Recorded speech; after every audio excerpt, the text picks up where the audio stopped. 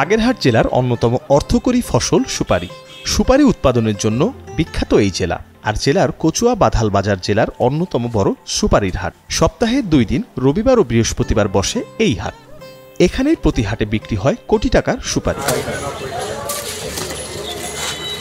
জেলার চাহিদা মিটিয়ে সুপারি পাইকারি ব্যবসায়ীদের মাধ্যমে রাজধানী ঢাকা, চট্টগ্রাম, রংপুর, সৈয়দপুর, রংপুর, দিনাজপুর সহ 20টি জেলায় যাচ্ছে।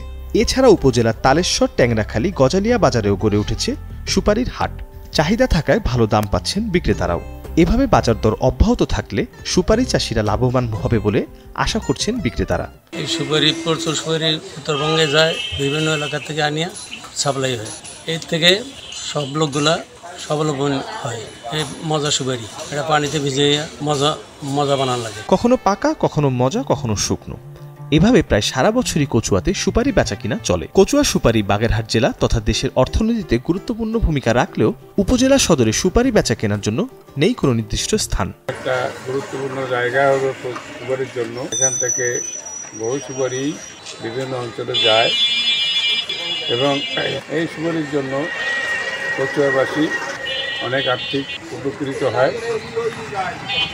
যার ফলে আরও একটু সরকারের দিক থেকে যদি এটা থেকে একটু উন্নয়নমূলক দৃষ্টিতে চায় তবে খুবই ভালো হয় এবং অনেক লোকই এরপরে নির্ভর করে। পাকা সুপারি মাঝখানিক ভিজিয়ে রাখলে উপরের খোসা পচে মজা সুপারি তৈরি হয়ে যায়। সেই সুপারির গন্ধ স্বাদ থাকে অন্যরকম। শুধু এই বাগেরহাট নয়, দেশের বিভিন্ন জেলায় রয়েছে এর চাহিদা।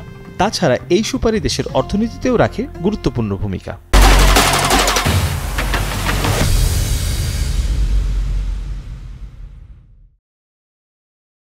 শরণাতীত কাল থেকে বাগেরহাট জেলার কচুয়া উপজেলা সুপারিতে একটি ঐতিহ্য বহন করে আছে।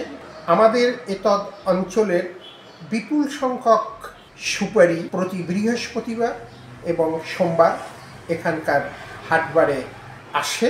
আমাদের অর্থনীতিতে সুপারি এবং নারিকেলের ভূমিকা অপরিসীম।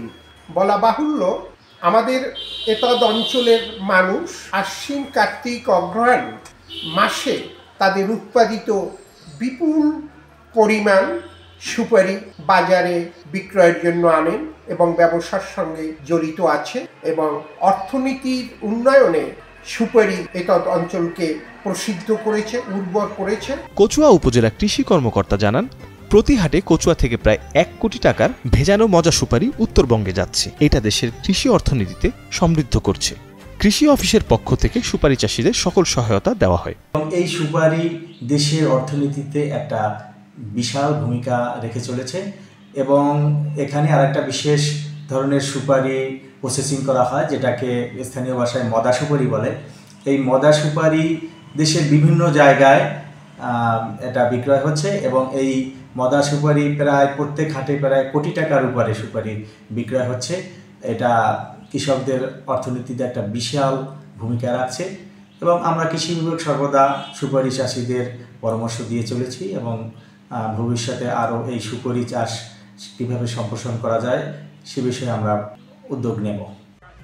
চলতি বছর কচুয়া উপজেলায় 1153 হেক্টর জমিতে 8071 মেট্রিক টন সুপারি উৎপাদন হয়েছে। সুপারির মৌসুম এলে শহীদ মিনার চত্বর সহ নানা জায়গায় ছড়িয়ে ছিটিয়ে বিক্রি হয় এই সুপারি।